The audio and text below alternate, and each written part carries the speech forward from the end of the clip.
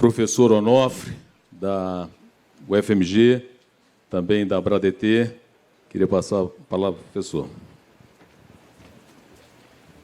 Eu prometo ser rápido, falei igual aquele negócio. Meu nome é Enéas, meu nome é Onofre, acabou. Encerro rapidinho. Prometo não arrumar confusão. Juro que das últimas vezes eu adorava ver o talk show para ver o palco meio, ficava divertido, os alunos do dia tinham tudo para falar, mas eu estou achando que não ficou muito animado dessa vez, não. Mas isso também, falar em reforma tributária não pode ser animada a discussão, não tem outro jeito. Nós estamos diante da conflituosidade máxima, não é? E, na verdade, nós não estamos discutindo técnica tributária, nós estamos discutindo poder. Nós estamos falando de poder, não é? Porque o que nós temos de dizer, e isso fica muito claro, é, afinal de contas, o que seria uma verdadeira reforma tributária? Nós vamos mexer na lógica de justiça, trabalhar imposto de renda, imposto de herança, não é? Que são pessoais, e mexer no consumo e tal. Não, não é isso que está se falando, não. Então, vamos mexer para deixar as coisas mais ou menos como estão. Com relação à questão federativa, essa questão é muito grave. Vocês veem o que está acontecendo no país. Nós temos uma proposta do Concefaz onde fala assim, sai fora, União, aqui você não vai participar. Nós temos uma proposta hoje de criação de consórcios de Estado. Isso me deixa pensando, com muita gravidade, o porquê, por exemplo, nasceu a Europa, igual o André lembrava. Não é? A Europa junto o alemão com o francês, cujas avós tiveram problemas da maior gravidade, não é? Para fazer um único país com diretrizes, com diretivas, homogeneização tributária para enfrentar uma economia globalizada onde o capital se torna mutante e, a partir daí, existe o law shopping, que é, chega o capital e fala, eu vou para cá, eu vou para lá, aí, não, vem cá, eu tiro tributo, rebento mão de obra, vem para cá, o outro, não, vem para cá. Então, nós estamos diante de um problema estrutural, não é governador que foi mau administrador, não é nada, não. Nós temos um problema estrutural, um problema institucional grave. E esse problema precisa ser resolvido.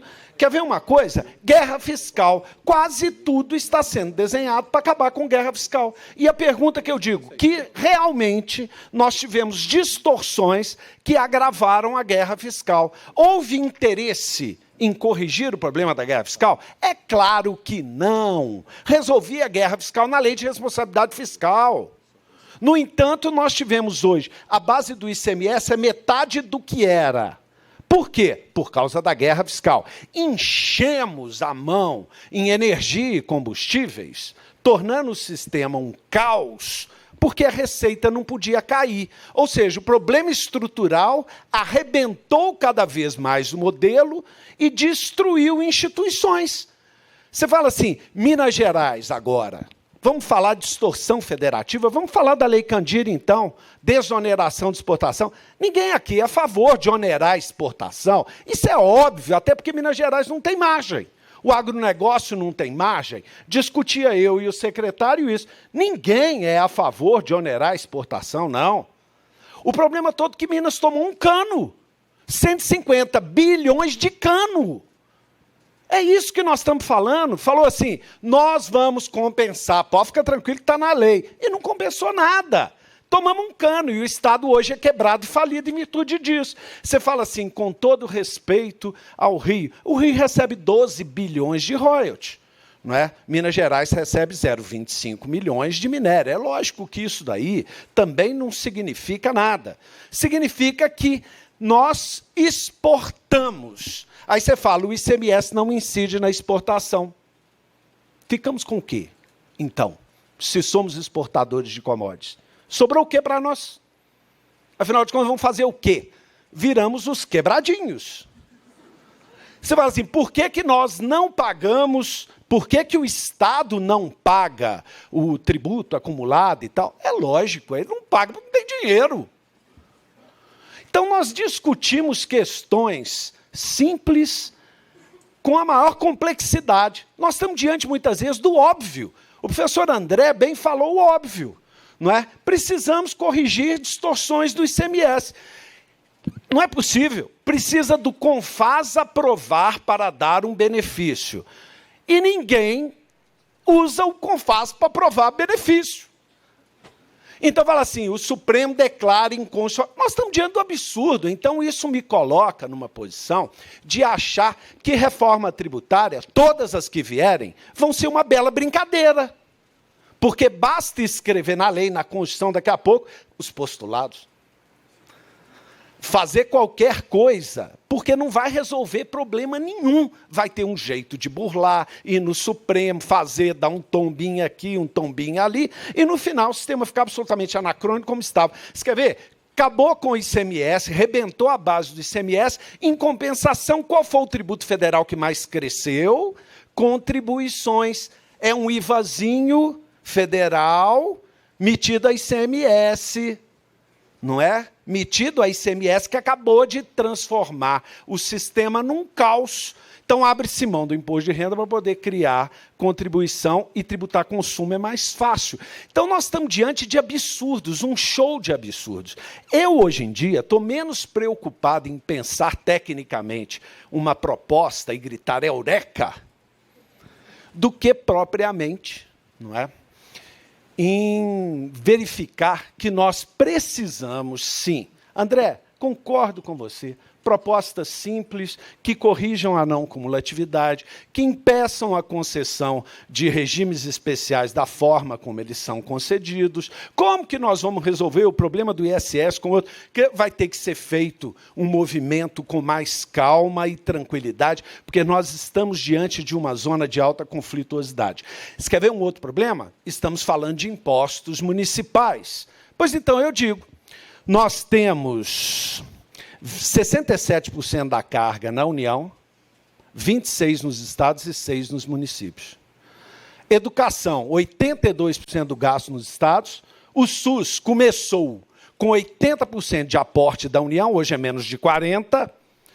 Segurança e sistema prisional no lombo dos estados. E aí eu pergunto, temos uma disfunção ou temos o quê? O que significa isso? Os gastos do modelo de Estado de justiça são arrebentados por uma distribuição errônea, maluca e desarrumada da carga tributária. Perto do cidadão, o gasto fica, mas a receita não fica. Isso está sendo corrigido? Também não.